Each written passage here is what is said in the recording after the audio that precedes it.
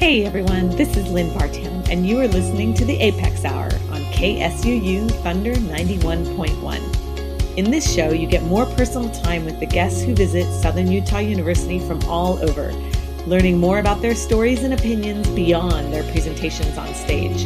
We will also give you some new music to listen to and hope to turn you on to some new sounds and new genres. You can find us here every Thursday at 3 p.m. or on the web at scu.edu/apex. But for now, welcome to this week's show here on Thunder 91.1.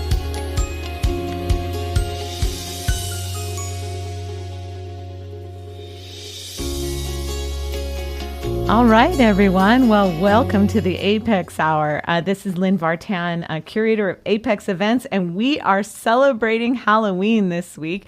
And I've got a ton of people to talk to. So joining me in the studio is Todd Peterson, who is an author and just has a great new book that's out. We want to talk about that. And is also a faculty member at SUU.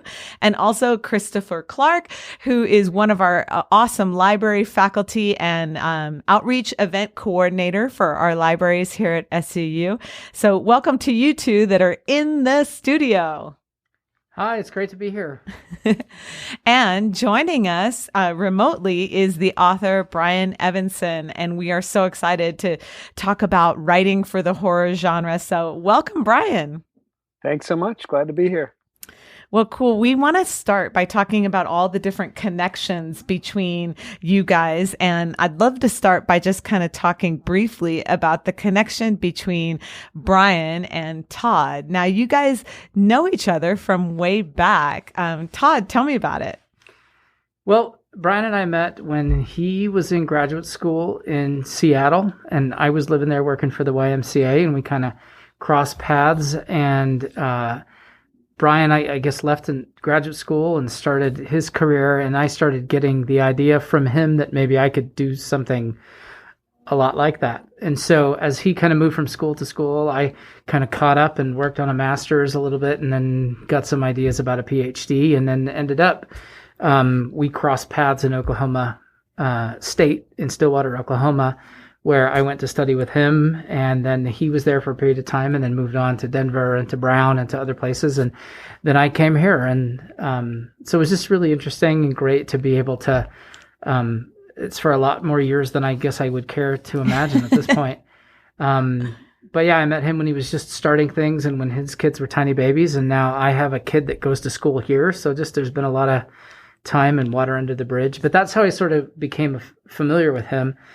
And a lot of the things that I talk about, like we did today at A.P.E.X. and whatever, it's based in a lot of ways on having been his student and then also sort of having my own career launched under his guidance and with some of the things that he's given me direction on. But it was really in Oklahoma where we got to spend a lot of good years together, kind of learning and moving ahead. That's so cool. He was also kind enough to get me started on my first book. I was writing some stories, and he pulled me into his office and said, you know what, you should do a book of these. And I wasn't even thinking about it at the time. Oh, wow. And so it was a really good kind of catalyst moment. And I try to duplicate that with my own students every now and then, just kind of pull them in and say, hey, psst, come here, let's talk. What a great model. Brian, what do you remember about Todd from those early days? Well, Todd was always a really dedicated reader and thinker and student, and was kind of game to try different things. But the thing I remember from like very early on, I think his work had a kind of wicked sense of humor to it. And he also, was always kind of interested in thinking about people in rural situations who are kind of have complex worldviews, if that makes any sense. And that's something that I've been pleased to see how that's developed, and also, what else he's added to that. Kind of as time's gone on. So that's so cool. I guess I can say with the new book, I haven't really deviated from people in rural situations with complex worldviews. Mm-hmm. So that might be my obsessive subject. Right.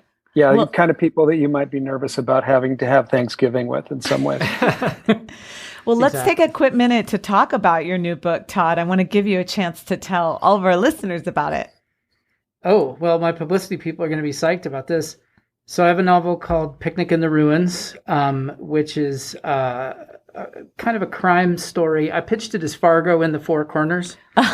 I'm a huge Coen Brothers fan, and that may be where the thing that Brian's talking about came into place. But I thought it would be really fun to see if I could sort of transplant some of the things that you might see in Fargo, both the film and the television series, into some of the things that were going on around here. And a book that Brian got me reading too was really integral to that. The Restraint of Beasts by Magnus Mills, which is this great, I don't want to give too much away, but it's just basically about some rural guys building fence. And I started getting interested in that kind of idea because Southern Utah has got its own whole menagerie of crazy folks. Yeah. And I guess I'm saying this on the radio. And we love you for it. We love you for it. But then at the same time, I was doing a lot of work with the national parks and learning a lot about antiquities theft and how it was becoming increasingly a larger part of the burden of their duties, not just to make sure that the parks were working, but to also be investigating these crimes, and some of which were surrounded with violence and with murder and mayhem. And so the whole thing just kind of came together in a way that's a whole lot more real, I think, than anybody even imagined. And my agent, who does work with all kinds of crime writers, was like, "Really? Do you going to have the guns in here?" And I said, "Oh my gosh, Nat, Southern Utah is all guns." Yeah. So that was kind of how it all pulled together. But that book is coming out in January, on January 5th. And hopefully it will come into a world in which the things that I speak of as the current administration will be different than what they are right now. It was very interesting to be working on a book that was trying to tell a fictional story, but also that story was unfolding in the political sphere. Like I would look at the Salt Lake Tribune, and this story about what I was writing would be coming from Bears Ears or Escalante Grand Staircase. And all these policies about retracting federal land, that's all kind of boiled down into this story. Yeah, and we're speaking on October 29th, 2020, and the book comes out. Well, we have an election next week, and then the book comes out in January of 2021. That's good to orient. For the time. And it's called Picnic in the Ruins. Okay, well then I'm going to get Chris. I have questions lined up for you, but let's give a plug for Brian's newest book, which is coming out next year. So Brian, before we get into talking about books that are already out, tell us about the book that's coming out next. So I have a new book of stories, which is coming out in August of 2021, which is called The Glassy Burning Floor of Hell. It's a book of stories. It has a story of that title and a number of other things, kind of scary, creepy stories for the most part, some other directions as well. But kind of moving, not dissimilar if you know my work, of kind of moving in a similar place. Oh, I can't wait. The title's fantastic. People probably ask you all the time about your titles. Do you have any comments on where the titles come from? Well, so it changes from book to book, obviously. I wish I just had like a title repository I could always draw on. But this one is there's a writer named Marguerite Young, who actually has a weird connection to Mormonism. She had relatives that were related to Brigham Young. And her work, she has a book which is called Miss Macintosh, My Darling, which is massive. It's something like 1,700 pages. Whoa. But that's a line from within that book. And I think it's like one of the best long novels ever written in at least in American literature, but kind of, I think, much wider than that. Really, really complex and interesting and almost hallucinatory sometimes, and just very, very ambitious and very good. So it came from a line in that, and I totally took it because I loved the line and stole it and used it in a way that she probably, if she was still alive, wouldn't be super happy about, but oh well. That's great. Thanks for sharing that story. Well, Christopher, I want to know, you kind of came to Brian's work as a consumer, as a reader. So I know you gave us a little bit of how you kind of came to it, but I'd love to know, like, what specifically about Brian's work entrances you and just your experience of kind of coming to know his writing. So I have always been a reader and a fan of horror and dark fiction. And the kinds of dark fiction I was always drawn to most are those that are really kind of strange and more about creating a sense of the eerie, and a sense of dislocation and things not quite being right. One of the earliest writers that I encountered that did this really well was Ramsey Campbell, and I remember reading Brian's work and just seeing the same kinds of echoes that I identified so much with Ramsey's work, because you can start out with something very mundane or quotidian, and then slowly it almost before you realize it, you've taken a turn or a shift, and it's just a sense of things being very uncomfortable and borders being kind of unstable. Yeah. And so I don't know how clear of an answer that is, but that's kind of the quality that I'm drawn to in Brian's work and in horror more generally. Yeah. I mean, I think that's the thing. I mean, when you read your work and also read about it, the thing that people always talk about is that it's this very disarming, disquieting sense of things that stays with you for forever. I mean, stays with you very, very, very much after the fact. Did you always know that staying with someone after the fact, I suppose that's what everybody wants, every writer wants, but did you know that effect would be in place? No, I mean, I think that's something that I've worked on a lot over the years, and that's something that in the work that I like the best, that I read, the books I read that I like the best, they manage to do that. They're books I keep on thinking about and that keep on haunting me after I put them down. And so I think, probably some of my stories do that more than others, but that's always the goal, is to kind of have something that continues to work on the reader after the book has been put down, and that maybe changes you a little bit and makes you rethink your whole sense of your notion of the world. It's absolutely been my experience. Last month, about a month ago, in preparation, I read The Open Curtain, and I just can't stop thinking about it. And it, in the foreword or the introduction says, this is going to stay with you, and it really stays with you, but not maybe in the traditional sense of like a scary movie kind of thing. It's more the psychological imbalance, and so that's just masterful. So thank you for that. You bet. And that's set in Utah, that particular book, The Open Curtain. And so much of it is about places that I knew when I was growing up. Part of it takes place on BYU campus, and a lot is in Provo and Springville, and then it gets weirder from there. Yeah, and I really also appreciated your afterword in it as well, because reading that book, living in Utah, I was, really struck by, just how in depth you went into a lot of the different aspects of the dominant religion and these kinds of things. And then just to hear your story afterward, was really fascinating too. So maybe we could get into that a little bit more when we come back, but we're already up to our first musical break. I asked Todd for some recommendations today, and Todd, you told me about Corey Wong, who I didn't know. How did you come to find Corey Wong? Well, Corey Wong's the lead guitar player for this kind of wacky funk ensemble called Wolfpack, and they kind of are an interesting 21st century band. I don't think they have a label. I don't think they have a manager, but they sold out Madison Square Garden for 2 days. So they're this kind of phenomenon of kind of joy music. And so Corey just released a new record called the Stripe album.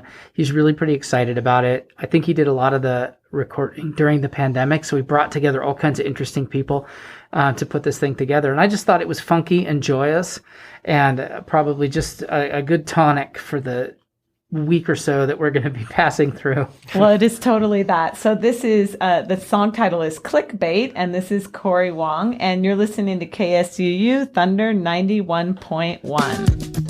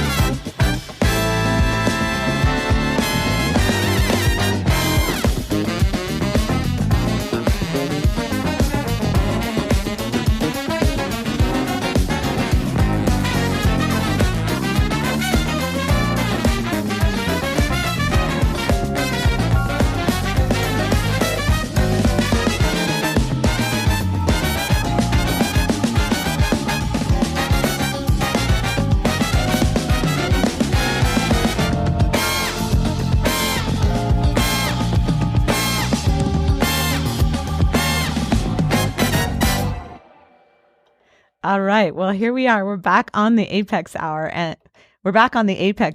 and that song was called Clickbait, and the artist is Corey Wong.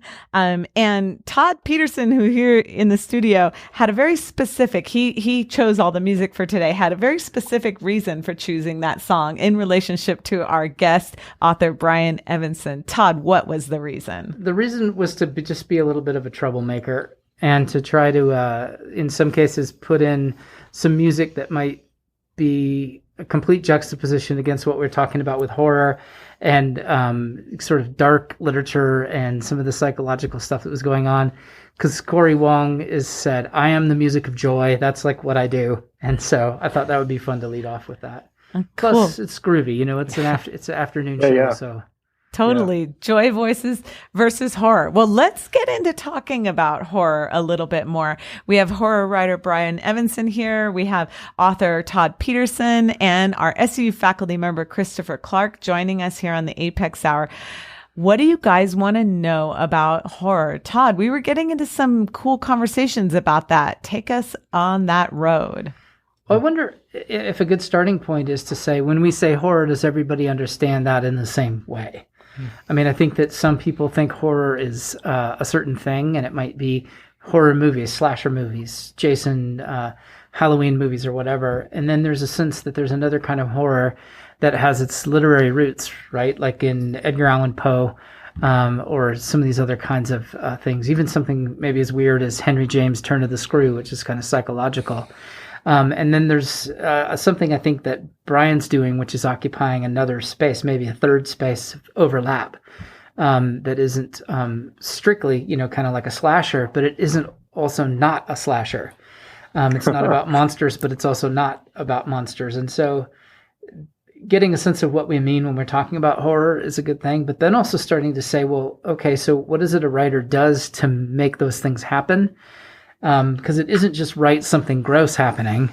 There's something else that's happening in that space. And maybe it's sometimes in the space. Christopher and I talk about this a lot, between terror and horror, and what's overt and visual and clear, and what is happening maybe a little bit more on the subconscious plane. And maybe it's a little bit more about being disturbed and being upset by the things that you're doing. And so sometimes there can be terror or horror that's just as a result of the way the language works, and it's not about anything graphic at all. Oftentimes Brian's stories, they are both at the same time, I suppose, graphic and not graphic. Mm-hmm. Schrodinger's horror, I guess, something. Yeah. But I think maybe that we could throw that out as a starting point. Yeah. Brian, what do you think about all that? Well, so I agree with a lot of what Todd is saying. And I think one thing that's interesting when you start to think about horror is that there's two big impulses. And one is the idea that there's something supernatural that's coming. And, and so the idea that there's something wrong with the world, or there's something about the world you didn't know. And then the other is the stuff that you get with Poe, where the idea that something is wrong with an individual, that they're going crazy in some way, or something's happened to them. And so there's something wrong with me, and there's something wrong with the world. And then there's a third kind of horror, which I see myself involved with, which says, is there something wrong with me, or is there something wrong with the world? And the answer is yes. And so it's like you kind of are saying yes to both questions and playing around with that. And then for me too, I think horror is so much about mood. I think often when people think about horror, as Todd's kind of suggested, they think of slashers or blood or gore or things like that. And of course, there's lots of horror that does that. But I think it's more about a certain kind of attitude or mood. And so much of the horror that I like is about suspense, and it's about things being suggested, but maybe not being quite certain, in the same way that a lot of ghost stories do that. There's a great ghost story by a guy named Oliver Onions, where almost nothing happens, and the only kind of moment that you have a sense of who the ghost might be is he discovers a hair in a drawer, and it's just he writes it in such a way that it's just terrifying when you get to that point. Yeah. Or there's a writer named Robert Aikman, who's one of my favorite writers, British writer, who writes what he calls strange stories, where you don't always know exactly what's happening, but you just know that something is off or wrong. And that's something I just really admire, is this what I'd think of as almost quiet horror, that's where it has all the feelings of horror, but you don't ever necessarily get the payoff of like someone in a hockey mask running through the woods. Right. Quiet horror. I like that kind of construct. Christopher, I think you were one who you and I were talking quite a bit about mood and atmosphere in Brian's writing and how appealing that was. And I wondered if you had any questions or thoughts that you wanted to share with him about that side of it. Well, I guess kind of piggybacking a little bit off of part of Todd's question in terms of how you take so for instance, somebody like Robert Aickman, who is writing these stories of quiet horror, these strange stories, like what is the process you go through for like generating that sense of unease, right? Like do you have to start with like page 1, sentence 1, like something has to be off, or is it something that kind of comes naturally in the process of writing, or how conscious are you of it or not? I think I'm conscious of looking for moments that begin to suggest in that direction. I tell a story a lot about an experience I had a long time ago when I was walking across a parking lot, kind of right after the sun had gone down. And I was kind of halfway across and realized that there was a bird on the other side of the parking lot that was moving really strangely. And, I couldn't figure out what was going on. And I got a little closer and, I kept thinking, maybe it's protecting its young, or maybe there's a predator nearby, or maybe this bird is injured.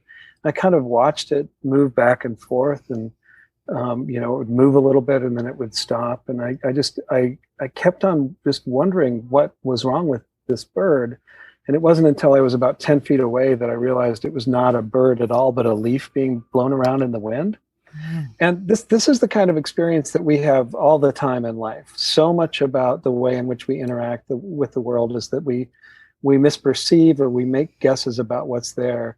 And then we have to correct those guesses. And kind of the ordinary way of approaching that is you have something like this happen, and then you say, "Oh, it's just a leaf. Okay, I'm going to go home and have a drink or whatever." And in this case, I think somehow I've kind of programmed my mind or tuned my mind in a way that when those sorts of things happen, I just keep on thinking about them. And so the interesting thing about that experience for me is that even though there was no bird there, I had an experience with a bird that had lasted for 10 or 20 seconds. And so that sense of being able to have these experiences with things that aren't there, and the feeling of having that kind of taken away from you afterwards when you realize what's actually there, is something that I feel is pretty foundational to the way in which I think of horror and the way it operates. That kind of moment in which the world underneath your feet is taken away, or feels like it changes in some ways. So much of my work, I think, is trying to capture that feeling and both show what characters, how the characters are feeling when they go through something like that, and also pass it along to the reader as well. Do you feel that you're always on in that way? You said you kind of train yourself to sort of linger in these experiences. And I'm just thinking of in my musical life, I'm always like got music spinning around, or I'm always practicing or thinking about it. Do you sort of constantly live in that state, or do you turn it off sometimes and completely, just go into another psychic place? I think that probably is my pathology. So I have a very hard time turning that off. And I like it. I like that feeling of being a little unsettled. And so, it both frightens me a little bit, but also I enjoy it. So I think that yeah, I think generally I'm finding myself using little things in the world as a springboard for imagination. And so that ends up being, and I can give you a example of that. It's my wife and I, or the woman who would become my wife and I, were walking through Golden Gate Park, and there's a horse paddock in the middle of Golden Gate Park. And we just happened to come across on a day in which all the horses were lying on the ground. And I'd never seen horses lie on the ground before. It was very strange to me to see that. And I got a little closer, and I also, there was a moment, which probably only lasted 3 or 4 seconds, where I couldn't see the horses breathing or moving, and I thought, something has happened here. Something's gone on. And then, a second later, one of the horses flicked its tail, and then, talking to friends who are around horses a lot, horses do lie down sometimes. I should know that since I grew up in Utah down the street from someone who had horses, but somehow I never saw those horses lie down. And so again, I mean, that ended up being the basis for a story I wrote called A Collapse of Horses, which is about someone who turns away before they realize the horses are actually alive, and them going away kind of not sure what happened, and the effect that kind of has on their notion of life. Wow, cool. Well, this sounds like something that runs in the background, and maybe this is a bigger thing for all creative people, what background processes are always running. And I find myself doing that. And my wife has instructed the kids sometimes that if something switches, like I was in Smith's one time years ago and saw a person with something, a horrible, swear word carved into their forearm. And so they're going Dad, come on, we got to go check out. And then my wife saw me seeing that and said, oh, don't worry, Dad's writing. And so it wasn't a moment. It's like Brian described earlier at the A.P.E.X. event, grab your phone or some way of capturing whatever it is, that point of interest. Because later I'll want to unpack it and play with it like the cats play with a mouse or something, and just see what's going to happen with it. But that's the active part. But I think I don't think there's a part where I am not ever thinking about something that could be written about. Cool. Yeah. Well, I agree with that totally. I think that it's time for another piece of music, and I've got Lojo queued up. So Todd, tell us why Lojo. Well, Lojo's a French band that has these North African influences, and I can think of a significant portion of our time together in graduate school where I felt like my life was French with North African influences based on everything you were giving us to read. I think that just that whole kind of period. But this music is, I think, representative of little chunks of really cool hybrid metropolitan Paris. That's this kind of really cool scene where all of these confluence of things happen. So this is Lojo. It's kind of crazy stuff. Okay. The song, my French is not very good, but Quelqu'un d'elle, Quelqu'un d'elle, some woman maybe, right?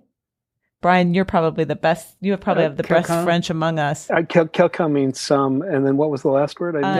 D'elle, D''L, woman.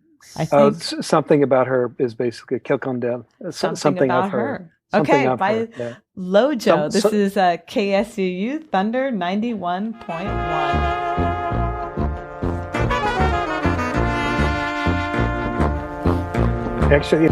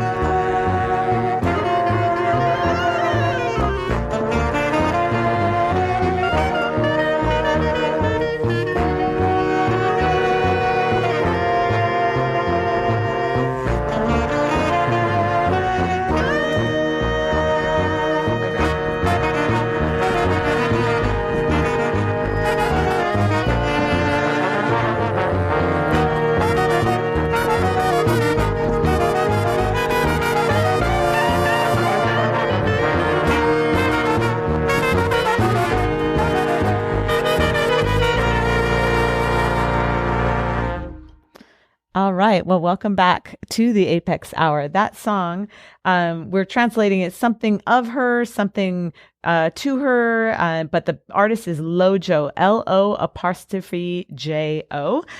This is the Apex Hour, KSUU Thunder 91.1.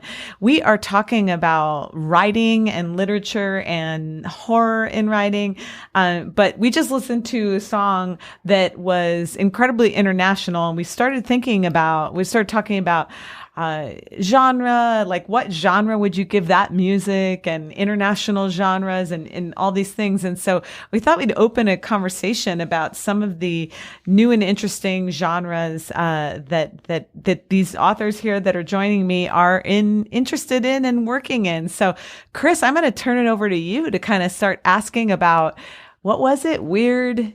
It was so weird. So, in addition to being classified as horror, I've seen your work classified as capital W weird fiction. So I thought you might be a perfect person to kind of walk us through that term. What does that mean? What qualifies a piece as like a weird fiction piece? And maybe some examples of how you might distinguish it from like a straightforward horror piece, for instance. Yeah.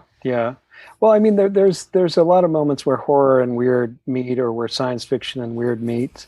The term originally comes from Weird Tales, which was a pulp magazine that was published, earlier in the 20th century, in 1920s, I think it started, and it published people like H.P. Lovecraft. And one thing that was going on with Lovecraft is you had a horror thing going on in his work, and also a kind of like cosmic thing.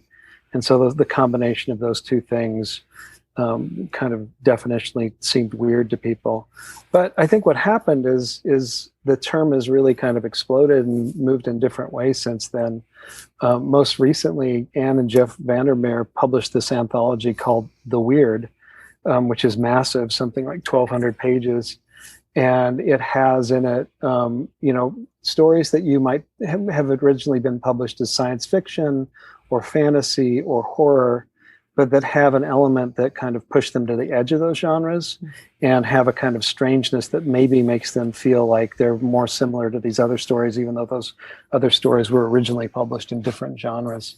So I see the weird as this kind of attempt to recuperate voices that were kind of on the edge of different genres that maybe had something going on that made them have more in common with one another than with science fiction or fantasy or horror.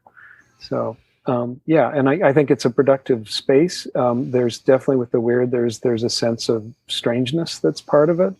There's a sense of the bizarre. People are super resistant to like defining it too precisely, I think.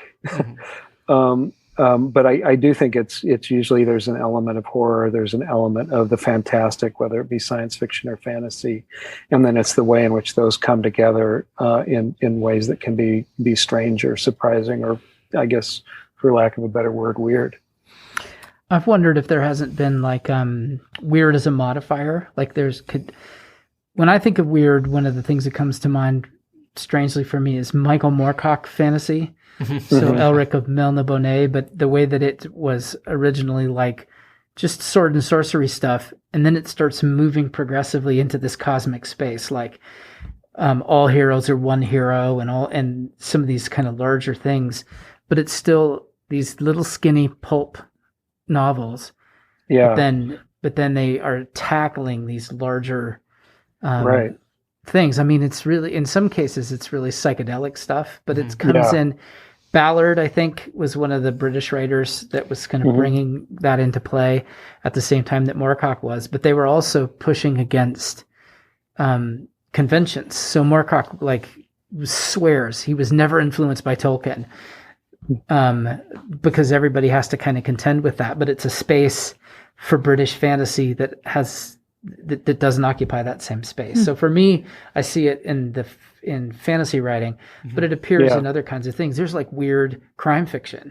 Yeah, for sure. And I a lot of my stuff gets talked about as being weird crime. Moorcock's a really interesting case. I mean, he was part of that magazine called New Worlds, that published kind of new wave science fiction and published Ballard and Samuel Delany and other people. And it was this attempt to take a genre that people knew and just do really different things with it. And so I think there is that notion of a weirding of a genre that you can do. Michael Kelly has just published a magazine called Weird Horror. And so they're, weird, but also trying to think about it specifically in a horror space. But I think you're right. There's this element of fairly radical people for the most part, who seem to be taking genre and moving it in new or other directions. So I think there's also a political element to it too, with contemporary weird. Not so much with Lovecraft weird. He was super conservative and problematic in all sorts of ways. But right, yeah. Yeah, that's a really good point, and because you mentioned kind of new worlds and kind of this radical take on through new wave science fiction, I think another writer who kind of navigates this space really well and has kind of self-identified as an anarchist is M. John Harrison, whose stuff is just incredibly bizarre and the genre borders just are not neat and tidy at all. I mean, I remember reading Light, and at one point it's a space opera, and then it's like a serial killer horror novel, and then it's a contemporary drama, and like it seems to change from minute to minute.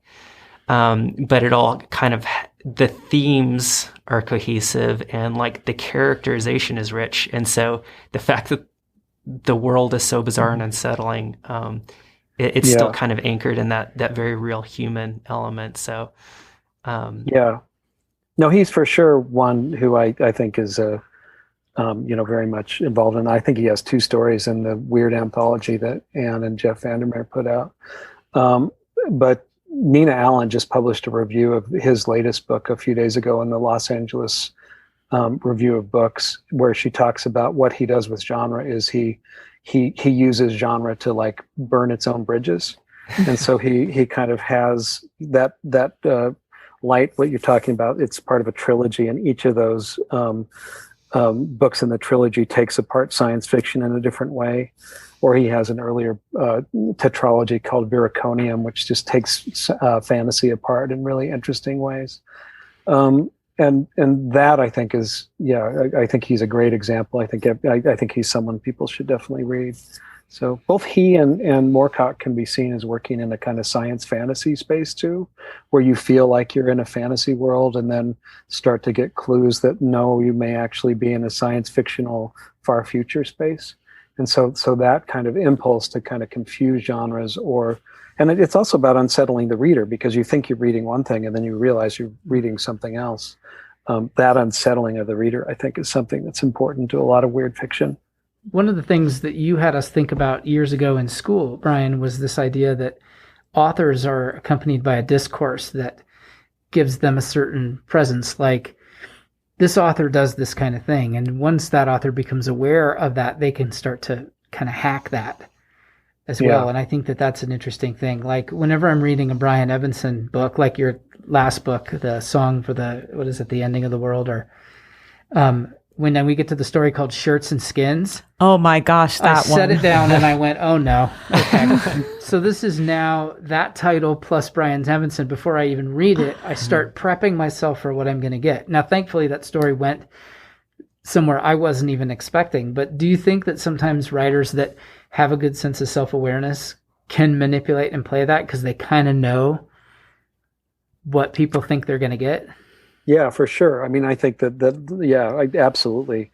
And that's something I try to do even in the course of a book, where certain stories are going to lead you in some way, and then I'll put a story next to it that kind of shifts your perspective a little bit. But yeah, writers can take advantage of how people think, the expectations people have coming to them. Some of those expectations are based on genre, and some are based on what they already know about the writer or what they think they know about the writer. After I published my first book, Altman's Tongue, and left Brigham Young University, it's like it was very hard for me not to have people describe me as like the bad Mormon or the Mormon who does horror writing, and that's like a label that it's very hard to get away from.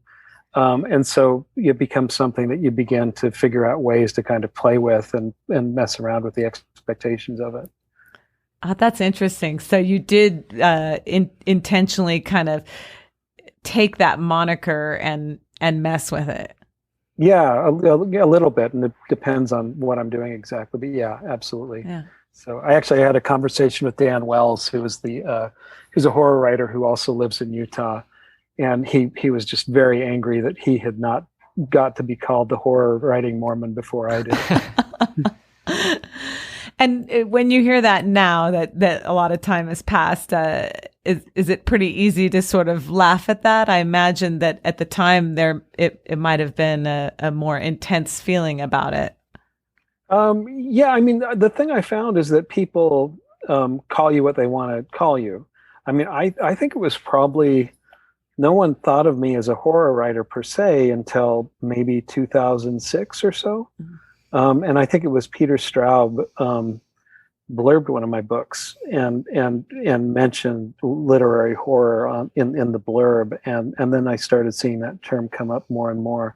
And Peter actually, when he wrote that blurb, wrote to me and said, "I just want to make sure it's okay that I call you a horror writer." And it was fine. It was interesting to me to just see what would happen if I was called that. But yeah, I think that people often have this notion that they know what you're doing as a writer, and then it's kind of up to you to begin to surprise them. And it's partly, I mean, when you read someone, you want to be both rewarded with what you like about their work and also be surprised with something new. Mm-hmm. So figuring out, how to do that. And I think for me, it's tricky because I have two somewhat distinct audiences that read my work. One is an audience that reads experimental and innovative fiction, and the other is an audience that reads genre fiction.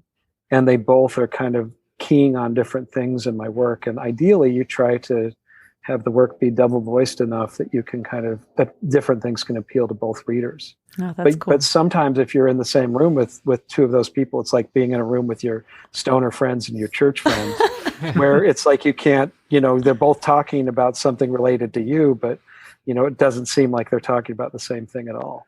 That's so cool.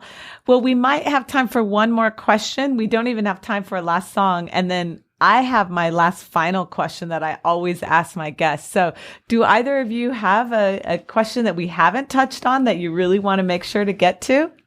So I do have a question about just stylistic influences. So we kind of talked about your genre influences and literary influences.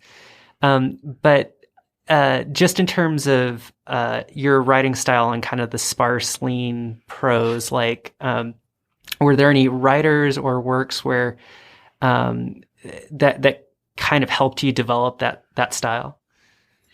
Yeah, I mean, there's quite a few along the way, but very important to me early on was Raymond Carver, who I read actually when I was a student at a freshman at BYU. And just his kind of stripped down and spare style, I think, was useful to me in terms of figuring out, what I was doing. I wrote a book, which is about, the book's called Raymond Carver's What We Talk About When We Talk About Love.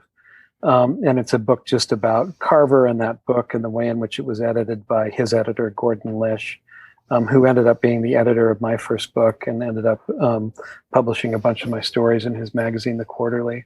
And so that generally, I mean, that kind of minimalist scene, I think, is something I came out of, even if I came out of it in a fairly different way ultimately than some of the other people in it. And I found, for me, the most useful thing about that scene is just the way in which it kind of forced me to think very closely about language and the way in which language works, and sonic qualities of sentences and things like that. Cool. Thank you guys so much. Okay, I have a last question that I always ask my guests, and I'll tell it to you ahead of time. It's what's turning you on this week.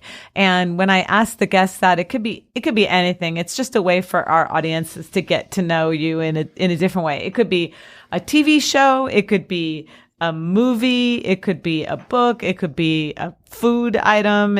We've had some people say their favorite lipstick. It could be anything at all that's just turning you on right now this week. So we'll go around the table, and I'm going to ask Todd first because I feel like you always have something at the ready. So Todd Peterson, what's turning you on this week? Oh man, there's too many things. I'm going to go with the thing that maybe is the most surprising. Okay. During the pandemic, I mean, it was pretty easy to kind of stay agitated. I could continue watching something like BoJack Horseman and then just get worse. But my wife and I discovered a British television show, reality television show called The Repair Shop. Okay. And it's about these marvelous people in England who can fix anything. Clocks, broken pottery, broken furniture. And so these kind of just regular folks, and this is, again, I'm totally on brand with what Brian said, these rural people with these amazing possessions. And it's the opposite of Antiques Roadshow, where they would bring in something and say, how much is this worth? They say, I don't care how much it's worth, fix it. Uh-huh. And so the show is about how they figure out how to fix it or put a clock back together or match a pattern on some old china. I love it. And I found it so soothing that we would watch it and I would fall asleep, and it was like a lullaby. It was maybe like Brian liking The Prime of Miss Jean Brodie. Like, I don't think people would have thought that I would do this, because I kind of like to write about the wacky stuff that I see happening in rural America. But it brought me so much peace and joy during all this kind of stuff. And they're shooting right now for another season, and they'll have more for us. But it's on Netflix, and it's absolutely soothing and marvelous. But its fundamental principle is you can fix broken things. I love it. Which I think is a great message for the moment. Yeah, it's called The Repair Shop. The Repair Shop. I want to check it out. All right. Christopher Clark, what is turning you on this week? So I guess the thing that comes to mind is I just this week finished up the latest Paul Tremblay novel, Survivor Song, which is very appropriate for the season. Also, unlike Todd's, very stressful given the context of 2020. It's basically about a new strain of rabies that gets unleashed, and societal breakdown and zombies, and really beautifully written, very a deeply empathetic horror novel, very fast paced. And I think it's kind of in line with a lot of Tremblay's work, where he's very, very good at opening sentences and opening scenes that have the highest stakes possible, and it just gets higher from there, and is really good at making things intensely emotional as well as as anxious. Wow, cool. Tell me the title one more time. Survivor Song. Survivor Song. Okay. Oh, that's already got me kind of excited about it. I might have to read it. And Brian Evenson, what is turning you on this week? First, I'll just say I really like Paul's book, Survivor Song, as well. I think it's a terrific book. I like his writing a lot in general. And he's another of those people who are working in the horror space in just really interesting ways. So my son and I, kind of early in the pandemic, or maybe just before it started, we started reading Lemony Snicket's A Series of Unfortunate Events together. And we read a little bit of it every night. Right now we are on the 11th book in the series, and which is just great. Daniel Handler is someone we know a little bit, and he has such a wicked sense of humor, and it's so satisfying for me to read, and he gets parts of it and other parts maybe not so much, but it's been just a pleasure for me to revisit those books. And that's kind of my equivalent of The Repair Shop. I think this kind of the comfort of people suffering badly in a fictional way, but in a very funny way too. That's fantastic. Oh, you guys had such great ones. I'm inspired by all of them. Well, that brings us to the end of our show. I just would like to say thank you so much to Todd and Christopher for your time and taking time out of your day in the middle of the semester. And Brian, thank you so much for joining us from afar and just being so generous with your time. I've so enjoyed getting to know you, and thank you so much, all of you, for being here. Thank you. Yeah, thanks, Lynn. Thanks. It was great to be here. Cool. Well, all right, everyone. With that, we'll say goodbye. Bye. Thanks so much for listening to the A.P.E.X. Hour here on KSUU Thunder 91.1. Come find us again next Thursday at 3 p.m. for more conversations with the visiting guests at Southern Utah University and new music to discover for your next playlist. And in the meantime, we would love to see you at our events on campus. To find out more, check out suu.edu/APEX. Until next week, this is Lynn Vartan saying goodbye from the A.P.E.X. Hour here on Thunder 91.1.